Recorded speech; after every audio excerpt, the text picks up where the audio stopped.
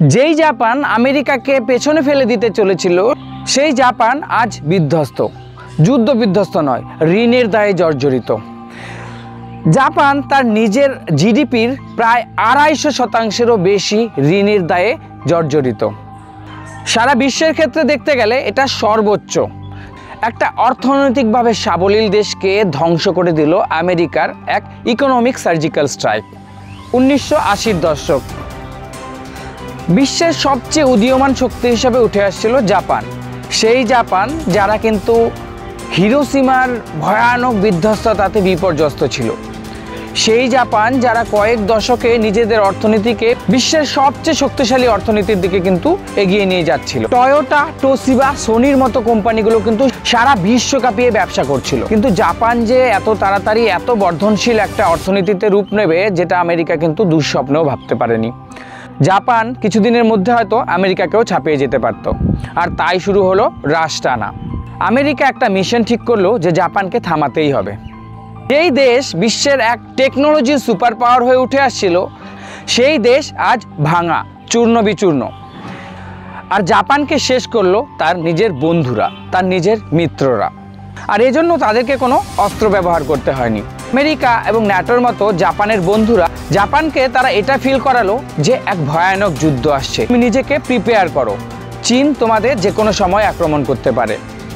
আর দেশপ্রেমী Japan নিজেদের defence বাজেটকে প্রয়োজনের তুলনায় অনেক অংশে বৃদ্ধি করলো। রাডার, মিসাইল, টেকনোলজি সব কিছু কেনার জন্য বিলিয়নের পর বিলিয়ন ডলার ঋণ নিতে থাকলো। ডিফেন্স বাজেট বাড়াতে গিয়ে জাপান নিজেদের সমস্ত খাত থেকে অর্থ কাটছাট করতে থাকলো। পেনশন আটকে গেল, বেতন কমিয়ে দেওয়া হলো, স্বাস্থ্য ব্যবস্থা, শিল্প, শিক্ষা সব জায়গা থেকে কাটছাট করা হলো। কারণ জাপানকে কিনতে হচ্ছিল উন্নত সব অস্ত্র। আর এই অস্ত্রের বিক্রেতা আমেরিকা আর ইউরোপের বড় বড় অস্ত্র কোম্পানিগুলো। লকহিড মার্টিন, রেইথনের মতো বড় বড় কোম্পানিগুলোর মাধ্যমে আমেরিকা ইউরোপের পকেট ভরছিল। তারা অস্ত্র বিক্রি করছিল না, তারা বিক্রি করছিল ভয়। এমন এক জিনিসের ভয় যেটার সাথে বাস্তবের হয়তো মিল খুঁজতে গেলে খুব কমই পাওয়া যেত। ধীরে ধীরে মহাশক্তি জাপান হয়ে গেল বিশ্বের সবচেয়ে ঋণগ্রস্ত দেশ। একটা কলম আর শয়ে শয়ে এগ্রিমেন্টের আড়ালে জাপানের সূর্য অস্ত গেল। আর এই জাপানের পরে আমেরিকার টার্গেট ছিল চীন। তারা ঠিক একইভাবে চীনকেও কিন্তু নিজের প্রথমে বন্ধু হিসেবে টেনে আনলো। ওয়ার্ল্ড ট্রেড অর্গানাইজেশন অর্থাৎ WTO-তে চীনকে সামিল করলো নিজেদের পোষ্য বানানোর জন্য।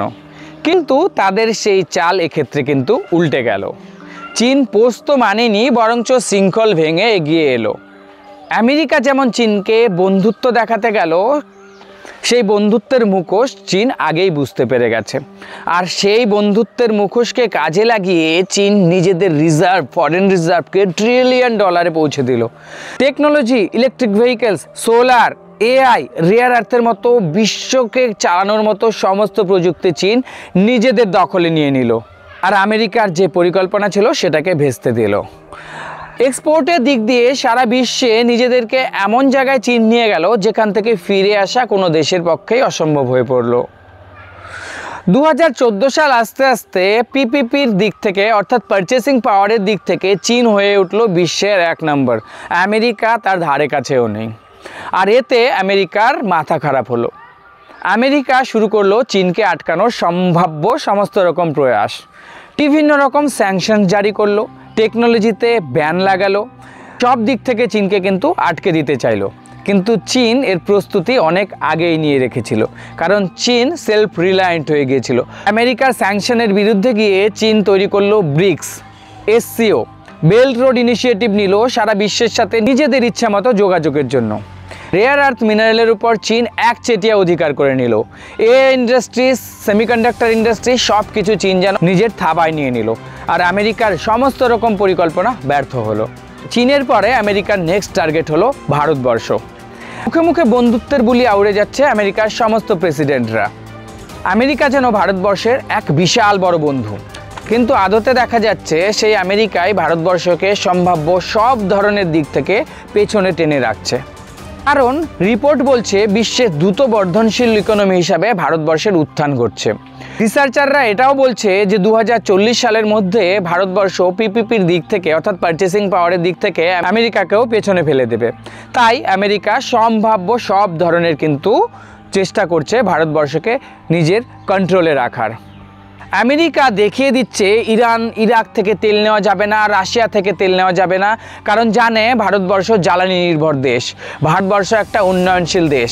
এখানে জ্বালানি ইম্পোর্ট করতে করতেই ভারতবর্ষকে প্রচুর টাকা খরচ করতে হয়। শুধু এখানেই শেষ নয়, আমেরিকা নিজেদের যুদ্ধাস্ত্রগুলোকে অনেক অনেক বেশি টাকা দিয়ে ভারতবর্ষকে চাপিয়ে দিতে চাচ্ছে, জোর করে চাপিয়ে দিতে চাচ্ছে, তাও টেকনোলজি হস্তান্তর না করেই। অর্থাৎ ভারতবর্ষের প্রত্যেকটাই উইপেনের রিমোট কিন্তু নিজেদের হাতে রেখে দিতে চাচ্ছে। রাশিয়ান S-400 কেনার জন্য ভারতবর্ষের বিরুদ্ধে স্যাংশনের হুমকি দিতে থাকলো। নিজেদের যুদ্ধাস্ত্র জোর করে চাপিয়ে দেওয়ার টেন্ডেন্সি তো ছিলই। ভারতবর্ষের বাধ্যবাধকতাকে বাড়ানোর জন্য ভারতবর্ষের সমস্ত প্রতিবেশী দেশগুলো যেমন পাকিস্তান, বাংলাদেশে শুরু করছে প্রক্সি ওয়্যার। তারা নিজেরাই কিন্তু এই সীমান্তবর্তী এলাকাগুলোকে অস্থির করে তুলছে, যাতে ভারতবর্ষ বাধ্য হয় বেশি করে উইপেন কিনতে। আবার ঘুরিয়ে ফিরিয়ে ভারতবর্ষের উপরে স্যাংশন জারি করছে যাতে রাশিয়া বা অন্য কোনো দেশ থেকে অস্ত্র না কিনতে পারে। অর্থাৎ উদ্দেশ্য একটাই, আমাদের কাছ থেকে অস্ত্র কেনো, আমরা তোমাদের রক্তাক্ত করব, আবার আমাদের কাছ থেকে অস্ত্র কেনো, সেই অস্ত্রের রিমোটও আমাদের কাছে থাকবে। আর এখানেও যখন থামাতে পারলো না তখন শুরু করলো ট্যারিফ ওয়ার। এতেও যখন মন ভরছে না তখন যত রকমের চেষ্টা তারা করতে পারে সেটা করছে। যে ইউরোপ আর আমেরিকা বিশ্বের অর্ধেক জনসংখ্যাকে ধ্বংস করে দিয়েছিল নিজেদের বর্বরতা শোষণের মাধ্যমে, তারা আজ ভারতবর্ষের মতো গণতান্ত্রিক দেশকে হিউম্যানিটির অর্থাৎ মানবিকতার পাঠ পড়াচ্ছে। মিডিয়া AI নির্ভর প্রোপাগান্ডা তৈরি করে ভারতবর্ষের মধ্যে অস্থিরতা তৈরি করতে চাচ্ছে। এই ড্রিভেন ক্যাম্পেইন দিয়ে ভারতবর্ষের মধ্যে এবং ভারতবর্ষের প্রতিবেশী দেশগুলোর মধ্যে অস্থিরতা তৈরি করছে, যাতে পাকিস্তান, শ্রীলঙ্কা, বাংলাদেশের মতো ভারতবর্ষেও কিন্তু একটা সামরিক অভ্যুত্থান ঘটাতে পারে। আর তাই ভারতবর্ষকে এখন শিক্ষা নিতে হবে ইতিহাস থেকে। জাপান এবং চায়না তাদের কাছে দুটো এক্সাম্পল। ভারতবর্ষের কাছে সেই ক্ষমতা রয়েছে যে বিশ্ব শাসন করার, আর ভারতবর্ষ ঠিক সেই দিকে এগিয়েও যাচ্ছে। ব্রিক্সকে শক্তিশালী করতে হবে, SCOতে ভারতবর্ষের প্রেজেন্স বাড়াতে হবে, ভারতবর্ষের প্রতিবেশী দেশগুলোর মধ্যে নিজের গ্রিপ বাড়াতে হবে, যেটা কিন্তু ভারতবর্ষ অনেকাংশেই করছে। আর আমেরিকার ডমিনেন্স যেটা রয়েছে সেই ডমিনেন্সের কাছে ভারতবর্ষকে কিন্তু এইরকমই মাথা তুলে দাঁড়িয়ে থাকতে হবে। ভারতবর্ষের কাছে এখন সমূহ সম্ভাবনা, কারণ আমেরিকা সিঁদুরে মেঘ দেখছে, তাদের ডলার ডমিনেন্সের অস্তিত্ব কিন্তু সংকটে। আশা করি আগামী কয়েক বছরের মধ্যে ভারতবর্ষ কিন্তু এমন একটা জিওপলিটিক্যাল স্ট্যান্ড যেটা তৈরি করতে চাচ্ছে সেটা হাসিল করতে পারবে। বিশ্বের মধ্যে আমেরিকার প্রতিপত্তি যদি কমে যায় তাহলে সমস্ত দেশগুলো কিন্তু নিজেদের মতো করে বাঁচতে পারবে। ইতিহাস সাক্ষী রয়েছে আমেরিকা কোনোদিনও কারো বন্ধু ছিল না। আমেরিকা শুধু নিজের পার্সোনাল ইন্টারেস্টের বেসিসে কিন্তু গিরগিটির চেয়েও দ্রুত কিন্তু রং বদলাতে পারে। আর তাই ভারতবর্ষের কাছে এখন দুটোই পথ, জাপানের মতো আমেরিকার বশ্যতা স্বীকার করে না, অথবা চায়নার মতো আমেরিকার এগেনস্টে গিয়ে নিজেদেরকে আত্মনির্ভর হিসেবে প্রকাশ করার। ভারতকে এখনও অনেক দূর যেতে হবে, কারণ ভারতবর্ষের ভেতরের করাপশন, রাজনীতির ভিতরের দেশপ্রেমের অভাব, আর এখানকার রেড টেপের কিন্তু ফাঁস অনেক ক্ষেত্রেই ভারতবর্ষের যে পসিবিলিটি রয়েছে সেই পসিবিলিটিকে কিন্তু অনেক ক্ষেত্রেই স্লো করে দিচ্ছে। এই সমস্ত কিছুর ঊর্ধ্বে উঠে ভারতবর্ষকে কিন্তু প্রকাশ করতে হবে একটা গ্লোবাল ডমিনেন্স হিসেবে। তো আশা করছি আগামী 5-10 বছরের মধ্যে জিওপলিটিক্যালি ইন্ডিয়া নিজেকে আরও স্ট্রং জায়গায় নিয়ে যাবে। আর তার জন্য সব কিছু সরকারের উপর ভরসা করলে হবে না, আমাদের নিজেদের মধ্যে দেশপ্রেম নিয়ে আসতে হবে, নিজেদের মধ্যে কিন্তু সেই চেঞ্জ নিয়ে আসতে হবে, করাপশনের এগেনস্টে চেঞ্জ নিয়ে আসতে হবে, নিজেদেরকে আরও প্রোডাক্টিভ হতে হবে। কারণ বেঙ্গালুরু, হায়দ্রাবাদ এখন দেখিয়ে দিচ্ছে বিশ্বের AI হাব, ওয়ার্ল্ডের টেক সিটি হিসেবে কিন্তু নিজেদের আত্মপ্রকাশ করতে চলেছে। ইন্ডাস্ট্রির ক্ষেত্রেও কিন্তু ভারতবর্ষ দারুণভাবে এগিয়ে যাচ্ছে। আর সায়েন্স আর টেকনোলজিতে ইসরো, DRDO, HAL কিন্তু দেখিয়ে দিচ্ছে ভারতবর্ষ আর থেমে যাওয়ার পাত্র না। তো বন্ধুরা, এই ছিল আজকের আমার ভিডিও। এই বিষয়ে আপনার মতামত কি সেটা কমেন্টে জানাতে একদম ভুলবেন না। আবার দেখা হবে নতুন একটা ভিডিওতে, ততক্ষণের জন্য টেক কেয়ার, বাই বাই।